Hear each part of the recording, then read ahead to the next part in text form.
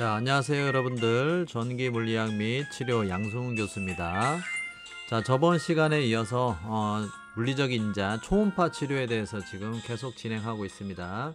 초음파 치료 2차 시 강의를 시작하도록 하겠습니다. 자, 우리가 저번 시간에 파장과 속도, 전달 속도, 그 다음에 주파수와의 관계에 대해서 마지막으로 알아보고 끊어졌는데, 우리가 이제 저번 시간에 그 내용이 바로 이 내용이었죠. 자, 그래서 뭐 주파수와 파장, 전달 속도와의 관계. 자, 그러니까 밀도가 높아지는 치밀 조직에서는 전달이 더 속도가 빨라지는 특성이 있어요. 음파는. 자, 빛은 밀도가 더 높은 어떤 물체를, 매개체를 통과할 때는 밀도가 높으니까 통과할 때 많이 부딪히게 되니까 속도가 느려진다라고 했었죠. 근데 음파는 틀려요. 음파는, 자, 이 공식에서도 보시면 알겠지만 이게 저번 시간에 마지막 부분에서도 이게 나왔었잖아요. 자, 그래서 파장과 주파수는 뭐 항상 반비례 관계라는 거, 이거는 뭐 쉽죠. 이거는 이미 다 알고 있고 너무나 유명한 잘 알려져 있는 내용이니까. 자, 그래서 밀한 조직을 지날 때 음파는 오히려 전달 속도가 더 빨라진다. 뼈와 같은 그러한 밀도가 높은 치밀한 조직을 지나갈 때 오히려 음파는 더 빨라지는 그런 특성을 갖고 있어요.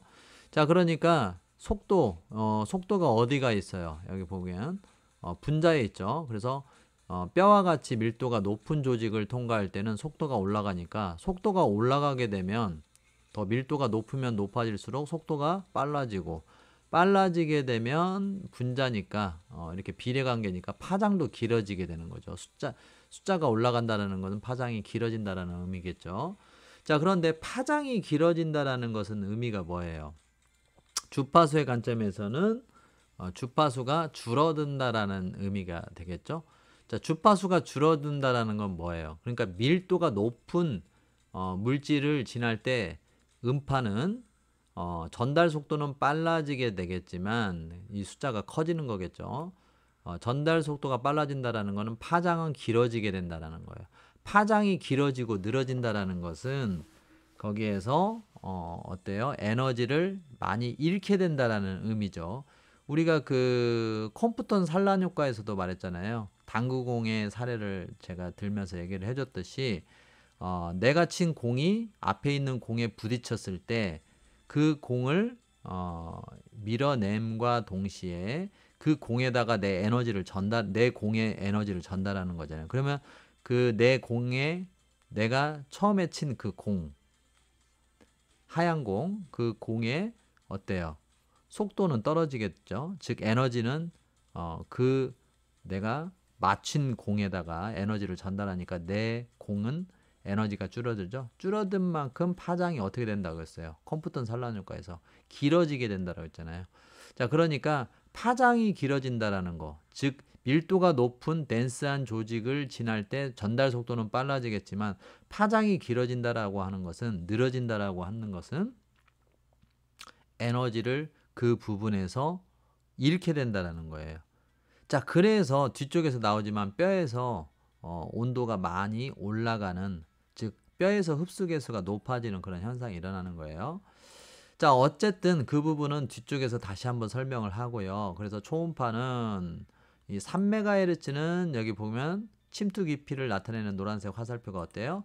짧죠? 그래서 깊이 못 들어갑니다. 왜? 들어가면서 표면적에서 표면부 또 피부나 진피층에서 많이 충돌이 일어나요. 진동이 많으니까 그만큼 충돌이 많고, 충돌이 많은 만큼 여기에서 열로 많이 전환되는 거죠. 표층부에서 깊게 못 들어가는 거죠.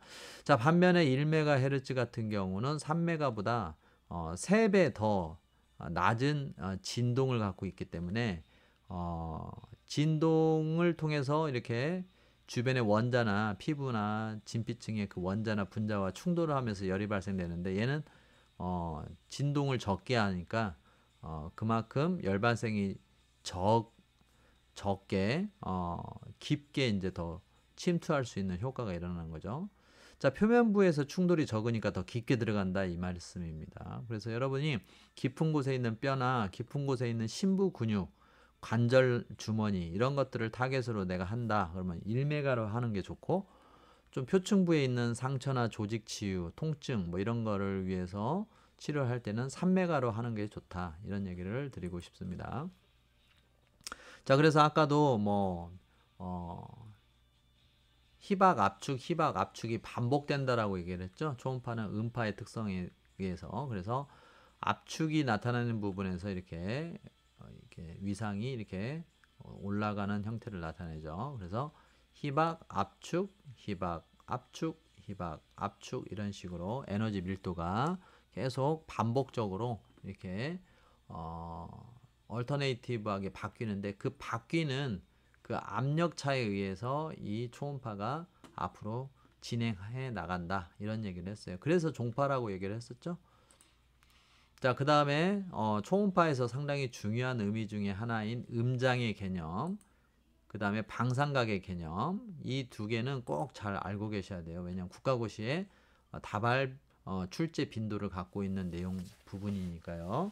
자, 그래서 음장이라고 하는 것은 뭐냐면, 이게 이제 뭐냐면 쉽게 말하면 초음파의 헤드예요. 초음파 헤드.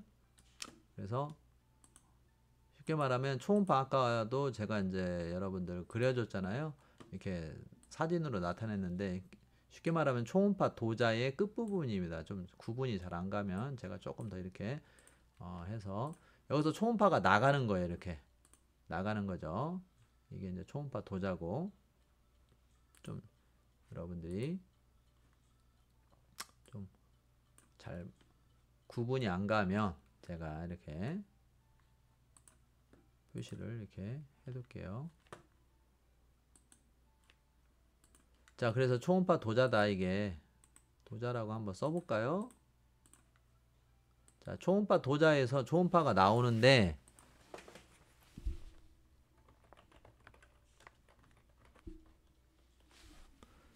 자, 여기 보면은 이 앞쪽에서 근위장이라고 하는 부분이 있죠. 근위장이라고 하는 이 부분이 실제적인 치료 효과를 나타낼 수 있는 그러한 초음파의 에너지 필드라고 볼 수가 있습니다.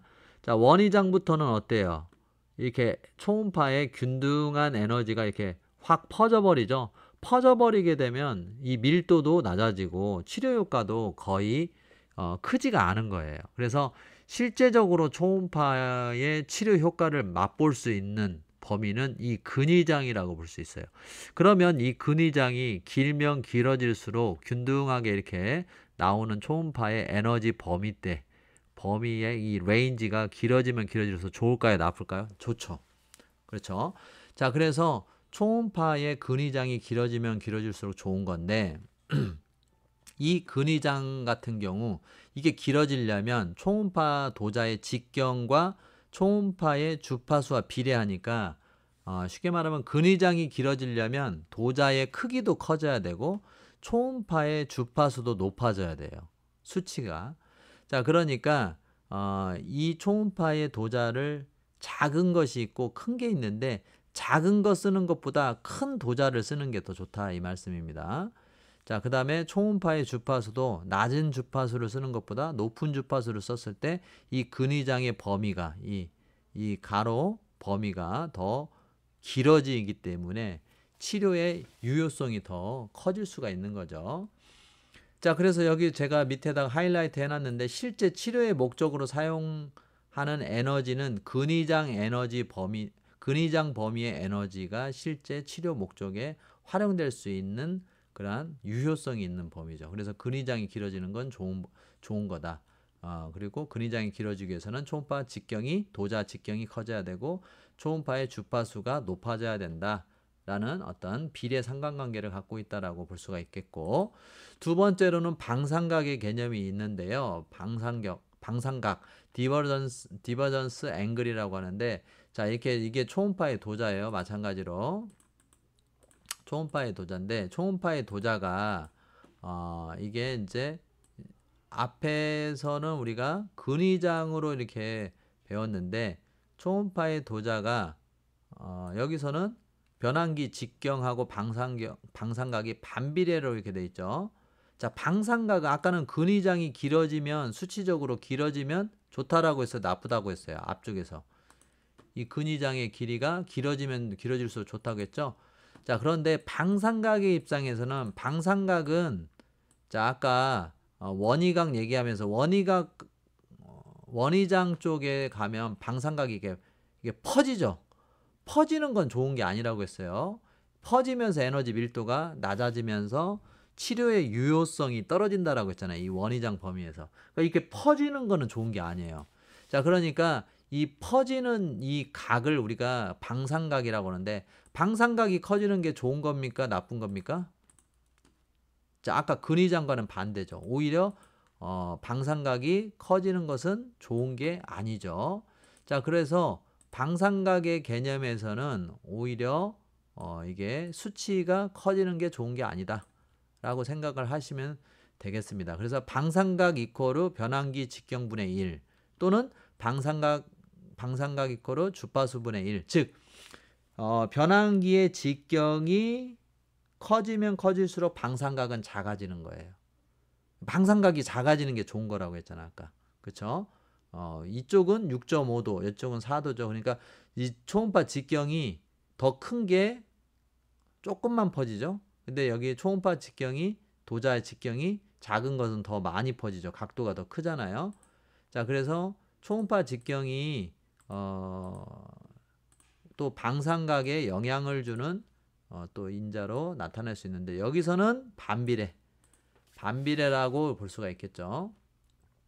자, 그래서 변환기의 직경이 클수록 주파수가 커질수록 방삼각은 작아진다 라고 볼 수가 있어요. 자, 그래서 밑에다가 제가 이렇게 정리를 해놨죠.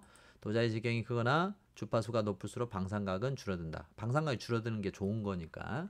자, 그래서 이 근위장 개념과 이 방삼각 개념은 국가고시에 아주 자주 출제되는 내용이니까 잘 알고 계시면 좋겠어요.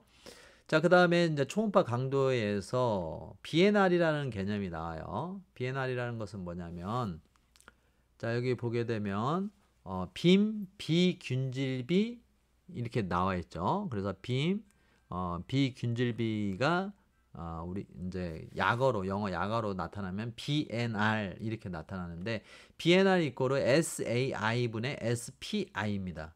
쉽게 말하면 공간 평균 강도분의 공간 최고 강도예요. 그러니까 BNR이 그러면 높은 게 좋을까요? 낮은 게 좋을까요?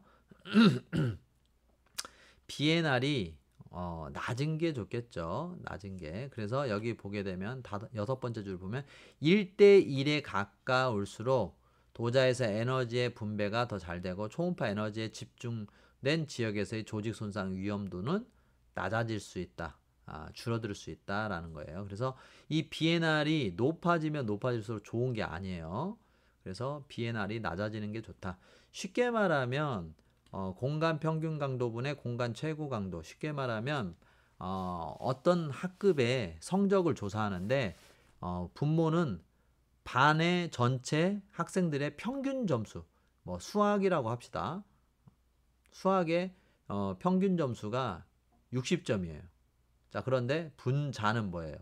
그 학과의 최고 수학 점수는 100점이에요. 자, 그런데 1등은 100점을 이렇게 나타내고 있는데 그 1등 한 명만 갖고 그 학급에 수학을 잘한다 이렇게 할 수 있나요? 자, A라는 학급은 최고 점수가 100점이에요. 근데 반평균 점수가 60점이에요. 갭이 크죠? 자, 그런데 똑같은 그 교과목을 가지고 비교를 하는데 B라는 학급은 보니까 마찬가지로 반 최고 점수가 100점이에요. 예, 여기도. 그런데 반 평균 점수가 여기는 분모가 예를 들면 75점이에요. 아까는 60점이었잖아. 그러면 A라는 학급이 더 이게 학습 편차가 적은 거예요. B라는 학급의 학습 편차가 더 적은 거예요. B라는 학급이 더 학습 편차가 적은 거잖아요. 무슨 말인가 알겠죠? 자, 그러니까 여기는 공간으로 뭐 이렇게 표현을 했지만 어쨌든 점수의 갭 차이가 적은 게 초음파의 전체적인 에너지 분포도가 골고루 균등하게 잘 나온다 이런 얘기예요. 들쭉날쭉 하면은 초음파의 어떤 그 에너지 균질비가 떨어진다라고 볼 수 있잖아요. 그래서 SAI분의 SPI로 나타내는 BNR이라고 하는 것은 수치가 낮을수록 좋은 것이다. 즉 그만큼 수치가 낮을수록 균등하고 균질하게 초음파가 잘 나오고 위험도나 화상 위험이나 이런 것들이 적다. 이렇게 보는 거예요. 자, 예를 들자면 그러니까 BNR이 6대1 여기 마우스를 봐보세요. BNR이 6대1처럼 이렇게 올라가게 되면 에너지의 어떤 불균질함이 크다라는 거고 그 불균질하는 곳에서 에너지의 초음파 에너지의 열 집중이 잘 나타날 수 있기 때문에 이럴 때는 도자를 빨리 움직여 주거나 강도를 낮춰야 된다는 거예요. 왜? 화상 위험이 생기니까. BNR이 이렇게 6대1처럼 높으면 자 아까 뭐라고 했어요? BNR이 뭐 2대1에서 6대1까지 뭐 이렇게 초음파 비균질이 나타날 수 있는데 1대1에 가까운 게 더 좋다라고 아까 얘기를 했잖아요. 그래서 이건 6대1이면 상당히 높은 거잖아요. 자 그래서 BNR이라고 하는 개념은 낮은 게 좋다. 자 WHO 세계보건기구에서는 초음파의 안전 상한선을 제곱센티미터당 3.0와트 즉 4와트 정도를 권장한다라고 했죠. 그래서 초음파 안전 상한선이 제곱센티미터당 4와트를 넘지 않도록 쓰는 것이 적정한 치료 강도로 이렇게 치료하는 우리가 방식이다라고 볼 수가 있겠습니다. 자, 그 다음에 경찰법을 만약에 이용할 때는 경찰법이라고 하는 것은 뭐냐면 이렇게 초음파 도자를 이렇게 가만히 대고 한 곳에 고정해 있는 게 아니라 이렇게 둥글게 이렇게 움직이면서 이렇게 조금씩 이동해 가면서 마사지 효과를 일으키는 거예요. 그래서 이렇게 이동할 때 보통 강도를 어떻게 하냐면 제곱센티미터당 3.0와트 이하로 하라. 그 밑으로 하라 이거죠. 자, 그런데 만약에 이렇게 움직이자 도자를 이렇게 마우스처럼 이렇게 움직이면서 이렇게 이동하는 것을 경찰법이라고 한다고 아까 했죠. 자, 그래서 이 초음파 도자를 이렇게 서클링 무브먼트로 이렇게 원형으로 이렇게 돌리면서 점점 이동해 가는 거예요. 한 곳에 있지 않고 이렇게 이동하는데 이렇게 빨리 움직이면 또 안 됩니다. 제가 좀 잘못했는데 마우스를 이렇게 천천히 이렇게 이동해 가면서 이렇게 돌리면서 천천히 중복되게 돌리면서 옆으로 이렇게 이동해 가는 거예요. 이런 걸 경찰법이라고 하는데 3.0 와트 퍼 스퀘어 센티미터 이하로 해라. 자, 그런데 만약에 고정법 이동하지 않고 초음파를 한 곳에다 계속 대가지고 할 때는 1.0 와트 퍼 스퀘어 센티미터 이하의 강도를 추천한다라고 하는데 1.0도 뜨거울 수가 있어요. 예민한 사람들은. 그래서 어쨌든 저 같은 경우는 임상에서 1.0 밑으로 한다라고 한다면 고정법을 한다라고 한다면 그것도 계속 뭐 3분 내내 가만히 그 자리에 있는 것은 좋은 게 아니고 어쨌든 뭐 중간중간에 조금씩 이동을 하는데 뭐 몇십 초 동안 이렇게 한 자리에서 고정해서 이렇게 하고 또 몇십 초 동안 한 자리에서 고정해서 이렇게 하고 하면서 이동할 때 보통 1.0 이하로 하라고 하는데 저는 한 0.8에서 0.5 사이를 했었어요.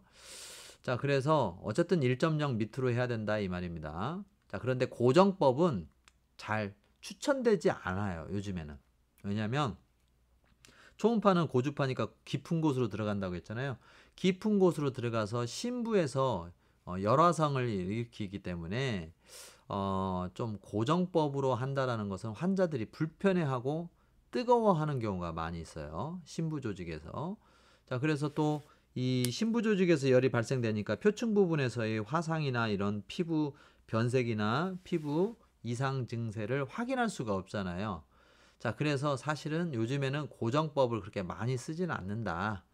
근데 이제 만약에 집중 치료를 위해서 고정법을 일부 특별한 경우에 할 때는 무조건 스퀘어 센티미터당 1와트 이하로 해라. 라는 것이 이제 치료 권장 사항입니다. 자, 그래서 아까 뭐 그 비엔알 같은 거 얘기했었는데 공간 평균 강도만 따로 이렇게 추출해서 구할 때는 유효 방사 면적 제곱센티미터죠. 제곱센티미터 유효 방사 면적분의 초음파의 출력 강도를 분자에다 이렇게 하게 되면 공간 평균 강도다. 자, 예를 들자면 초음파의 출력 강도가 8와트이고 우리가 치료해야 되는 그 치료 면적이 4제곱센티미터예요. 자, 그러면 이게 4분의 8이 되겠죠. 그러면 치료하는 그런 평균 강도, 공간 평균 강도는 SAI 이것은 2와트 per 스퀘어 센티미터다. 이렇게 볼 수가 있겠죠. 자, 만약에 출력이 조금 더 높아서 12와트다 라고 한다면 유효 방사 면적이 4cm 정도의 공간을 우리가 치료할 거다. 그러면 SAI는 4분의 12가 돼서 3와트 per 스퀘어 센티미터 정도가 이렇게 된다 라는 것입니다. 자, 그래서 초음파 같은 경우는 우리 물리치료 분야에서 쓰는 초음파에는 보통 이렇게 분류해서 보게 되면 저강도 고주파 초음파의 범주에 들어가는 이 초음파 내용이라고 볼 수 있겠어요. 자, 그래서 주파수는 보통 0.8에서 4MHz, 즉 400만 헤르츠 정도 범위인데 아까도 뭐 WH에서 얘기했지만 4MHz까지 쓸 수는 있지만 권장되는 것은 3메가까지를 주로 권장하죠. 그래서 실제 요즘에는 아예 3메가헤르츠로 딱 이게 아예 고정돼서 나오는 것들도 많이 있어요. 자, 근데 조금 더 집중적으로 치료하기 위해서 뭐 4메가헤르츠까지도 쓸 수는 있다. 자, 강도는 주파수는 0.8에서 4메가헤르츠. 강도, 즉 제곱센티미터당 몇 와트로 할 것이냐.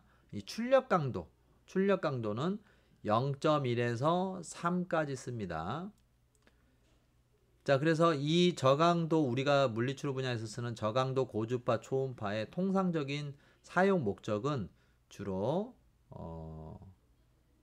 여기 써 있진 않지만 뭡니까? 주로 조직 치유 아니면 통증 치료입니다. 여기 안 써 있네요. 조직 치유 또는 통증 치료라고 써 놓으시면 좋을 것 같아요. 특히 조직 치유 중에서도 뭐 연부 조직이나 피부 뭐 이런 것들이 다 근육 이런 게 연부 조직이죠. 연부 조직의 어떤 상해 조직 치유 다 뭐 상관없는데 특히 골절이 되는 거죠. 초음파는 골절 뼈 조직에 대한 골절 치유가 가능하다라는 거 이것을 꼭 알고 계시면 좋을 것 같아요. 자, 그래서 그 더 높은 고강도 고주파, 고강도 저주파 이런 것도 있어요. 이런 것들은 좀 우리보다는 의사들이 주로 쓰는 그러한 초음파 범위라고 볼 수가 있겠습니다.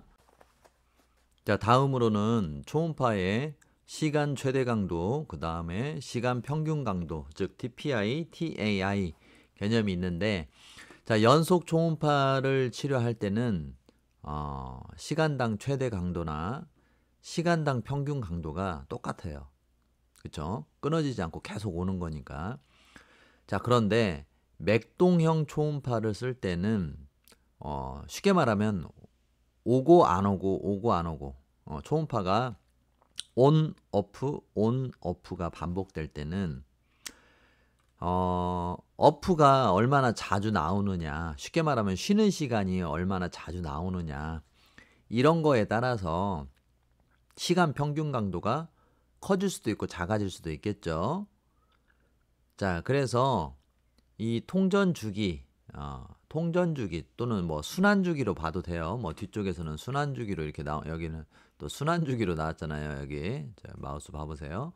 자, 그런데 여기서는 또 통전주기라고 나왔는데 어쨌든 통전주기 즉 순환주기가 그냥 주기라고 생각하세요. 주기가 50%다.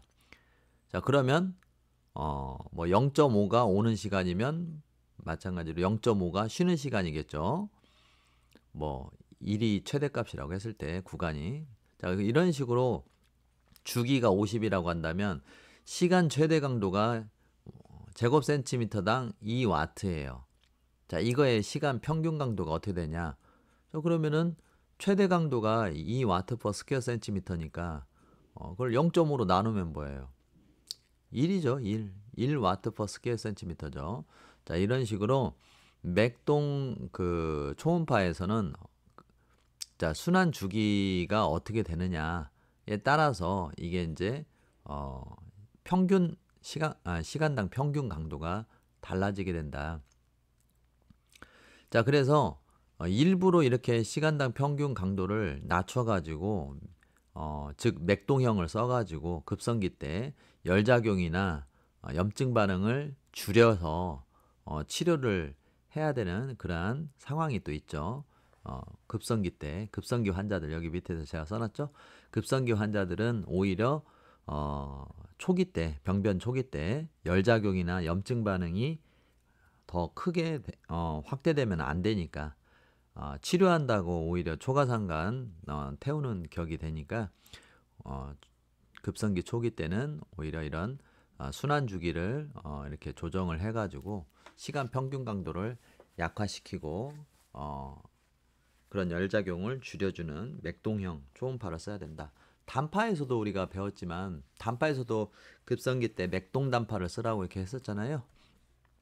왜냐하면 비열 효과를 통해서 치료를 해야 되니까. 비열이라는 것은 여기서 뭐 물이 끓는 그 작용, 그 비열 작용을 말하는 게 아니라 열 작용이 있고 열 작용이 아닌 것들 그 외의 작용, 그러니까 non-thermal 이펙트를 말하는 거죠. 비열. 자, 그래서 어쨌든 급성기 때 이런 맥동 초음파를 쓸 때 순환 주기를 조정해서, 즉 순환 주기는 맥동 주기, 맥동 주기란 건 이제 오는 시간, 오지 않는 시간을 다 합친 거를 맥동 주기라고 그래요.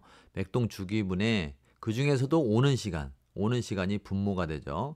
그래서 맥동 주기분의 맥동 시간 곱하기 100 한 개 순환 주기인데, 순환 주기가 작아질수록 즉 오프 타임 쉬는 시간을 늘릴수록 분모가 커지죠.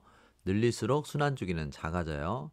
자, 그래서 맥동 초음파도 같은 맥동 초음파인데 순환 주기가 더 작아지면 작아질수록 쉬는 시간이 더 커지게 된다라는 의미를 내포하고 있는 거예요.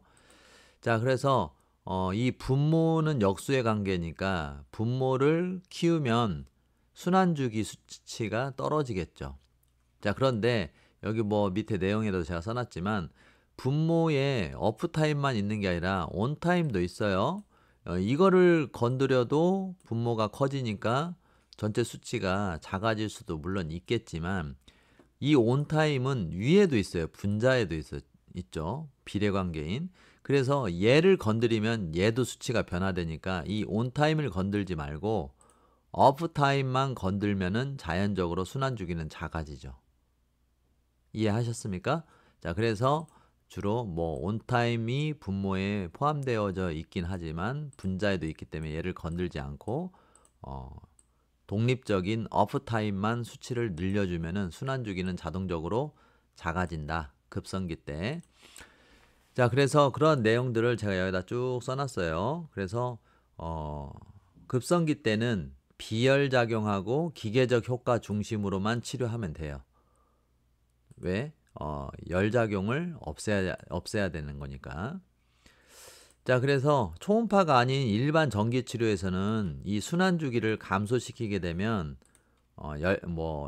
일반적인 전기 치료에서는 이렇게 열작용이 많이 안 일어나잖아요. 고주파의 특징이 열작용과 깊이 들어간다. 이 두 가지 꼭 외우라고 했잖아요. 근데 이제 저주파라든지 중주파 같은 이런 데서는 그렇게 열작용이 크지 않아요. 그래서 이 순환 주기를 손대면, 즉 수치를 떨어뜨려 주면은 그런 저주파나 중주파에서는 뭐 열작용보다는 어떤 효과가 일어나냐면 근피로도가 감소되는 효과가 나타난다. 왜? 쉬는 시간이 많아지는 것이 순환 주기의 수치가 떨어지는 거니까. 여기 오타네요. 듀티인데 듀티예요.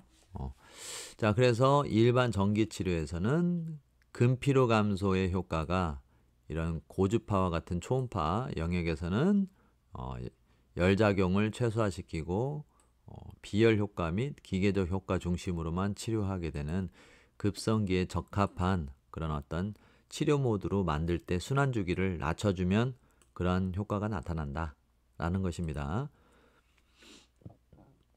자, 그 다음에 이제 초음파의 생물리학이 나오는데요. 이것은 다음 내용에서 이어서 하도록 하겠습니다. 자, 2차 시 수업 수고 많으셨습니다.